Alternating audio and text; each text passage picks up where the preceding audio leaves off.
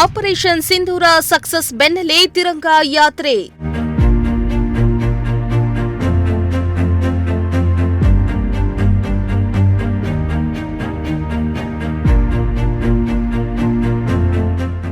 ತಿಪಟೂರಿನಲ್ಲಿ ಅದ್ಧೂರಿಯಾಗಿ ಸಾಗಿದ ತಿರಂಗ ಯಾತ್ರೆ.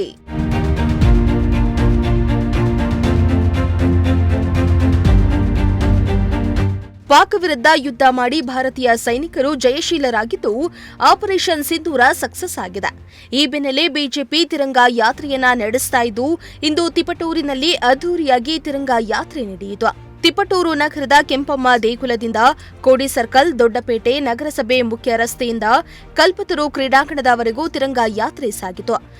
ಸುಮಾರು 1000 ಅಡಿ ಉದ್ದದ ತ್ರಿವರ್ಣ ಧ್ವಜ ರಾರಾಜಿಸಿದ್ದು ಎಲ್ಲರ ಕೈಯಲ್ಲೂ ತ್ರಿವರ್ಣ ಧ್ವಜ ಹಿಡಿದು ಭಾರತ್ ಮಾತಾ ಕಿ ಜೈ ಜಯಘೋಷ ಕೂಗಿದ್ರು.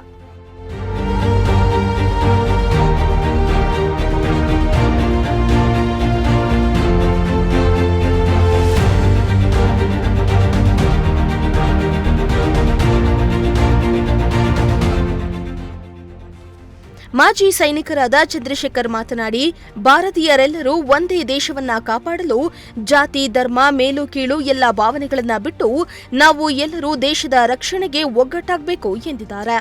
ಪಂಗಡಗಳಲ್ಲಿ ಸೇರಿಕೊಂಡಿಲ್ಲ, ಅದರಿಂದ ಮಾಡಲ್ಪಟ್ಟಿಲ್ಲ. ಇದು ವಿವಿಧತೆಯಲ್ಲಿ ಏಕತೆಯನ್ನು ತೋರಿಸುವಂತಹ ಸಕಲ ಧರ್ಮಗಳ ಸಮ್ಮಿಲನವಾಗಿದೆ. ಭಾರತದ ಮೇಲೆ ಉಂಟಾಗುವ ಯಾವುದೇ ಪ್ರಕರಣದ ವಿಪತ್ತನ್ನು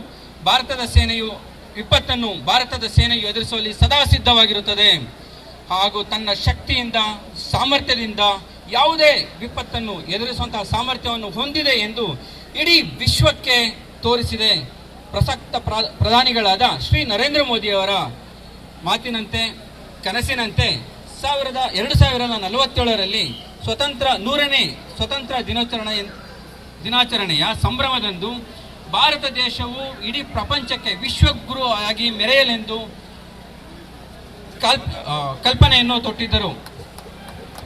ಆ ಕಲ್ಪನೆಯನ್ನು, ಆ ಅನಿಸಿಕೆಯನ್ನು ಭಾರತೀಯ ಸೇನೆ ಹಾಗೂ ಸೇನಾಧಿಕಾರಿಗಳು, ಅದರೊಂದಿಗೆ ಸೇರಿದಂತಹ ಉನ್ನತ ಅಧಿಕಾರಿಗಳು ಸೇರಿ ಇಡೀ ವಿಶ್ವಕ್ಕೆ ಇಂದು ತಮ್ಮ ಸಾಮರ್ಥ್ಯವನ್ನು ತೋರಿಸಿದ್ದಾರೆ, ಶಕ್ತಿಯನ್ನು ತೋರಿಸಿದ್ದಾರೆ. ಭಾರತದ ಪ್ರಜೆಗಳಾದ ನಮ್ಮೆಲ್ಲರ ಕರ್ತವ್ಯಗಳು ಸಹ ಇದೆ. ಭಾರತದಲ್ಲಿ ಸೇನೆಯು ಮಾತ್ರವಲ್ಲದೆ, ಸೇನಾಧಿಕಾರಿಗಳು ಮಾತ್ರವಲ್ಲದೆ, ಅದಕ್ಕೆ ಸಂಬಂಧಪಟ್ಟಂತಹ ಅಧಿಕಾರಿಗಳು ಮಾತ್ರವಲ್ಲದೆ ಸಾಮಾನ್ಯ ಜನರು ಸಹ ತಮ್ಮದೇ ಆದ ಕರ್ತವ್ಯಗಳನ್ನು ಪಾಲಿಸಬೇಕಾಗಿದೆ. ಅದರಲ್ಲಿ ನಮಗೆ ತಿಳಿದಿರುವಂತೆ ರಾಜಸ್ಥಾನ್, ಪಂಜಾಬ್ಗಳಲ್ಲಿ, ಕೆಲವೊಂದು ರಾಜ್ಯಗಳಲ್ಲಿ ಯಂಗ್ ಯೂತ್ಸ್ಗಳು ಅರ್ಜಿಗಳನ್ನು ತುಂಬಿದ್ದಾರೆ. ಆ ಅರ್ಜಿನಲ್ಲಿ ಏನಿದೆ ಅಂತ ಅಂದರೆ, ಭಾರತದ ಮುಂದೆ ಎದುರಾಗುವಂತಹ ಯಾವುದೇ ವಿಪತ್ತಿನ ಕಾಲದಲ್ಲಿ, ಯಾವುದೇ ಯುದ್ಧ ಕಾಲದಲ್ಲಿ ಸ್ವಯಂ ಪ್ರೇರಿತರಾಗಿ ಬಂದು ಯುದ್ಧವನ್ನು ನಾವು ಮಾಡಲು ರೆಡಿ ಇದ್ದೇವೆ ಎಂದು ಅದನ್ನು ಅರ್ಜಿಗಳನ್ನು ಕೊಟ್ಟಿದ್ದಾರೆ. ಈಗಿನ ಎಲ್ಲ ಯೂತ್ಸ್ಗಳಲ್ಲಿ, ಎಲ್ಲ ಯುವಕರಲ್ಲಿ, ಮುಂದೆ ಕುಂತಿರುವಂತಹ ಎಲ್ಲ ಪೀಳಿಗೆಗಳಲ್ಲಿ ನಿವೇದನೆ ಹಾಗೂ ಅವರ ಕರ್ತವ್ಯವನ್ನು ಹೇಳಲು ಇಷ್ಟಪಡಿಸುತ್ತಿದ್ದೇನೆ.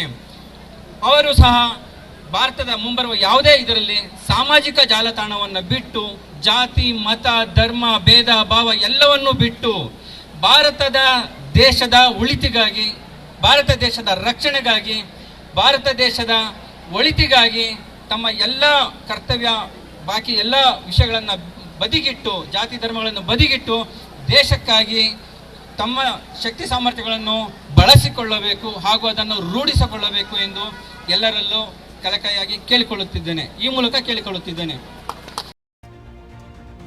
ಇನ್ನು ತಿರಂಗ ಯಾತ್ರೆಯಲ್ಲಿ ಮಾಜಿ ಶಿಕ್ಷಣ ಸಚಿವರಾದ ಬಿಸಿ ನಾಗೇಶ್, ಖ್ಯಾತ ವೈದ್ಯರಾದ ಡಾ ಶ್ರೀಧರ್, ಜೆಡಿಎಸ್ ಮುಖಂಡರಾದ ಕೆಟಿ ಶಾಂತಕುಮಾರ್, ಜಕ್ನಳ್ಳಿ ಲಿಂಗರಾಜ್, ಮಾಜಿ ಹಾಲಿ ಸೈನಿಕರು, ಶಾಲಾ ಕಾಲೇಜು ವಿದ್ಯಾರ್ಥಿಗಳು ಸೇರಿ ನೂರಾರು ಮಂದಿ ಸಾರ್ವಜನಿಕರು ಭಾಗಿಯಾಗಿದ್ರು.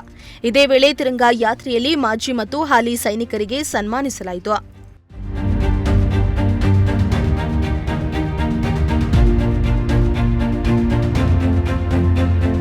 ಮಂಜುನಾಥ್, ಪ್ರಜಾಶಕ್ತಿ ಟಿವಿ, ತಿಪಟೂರು.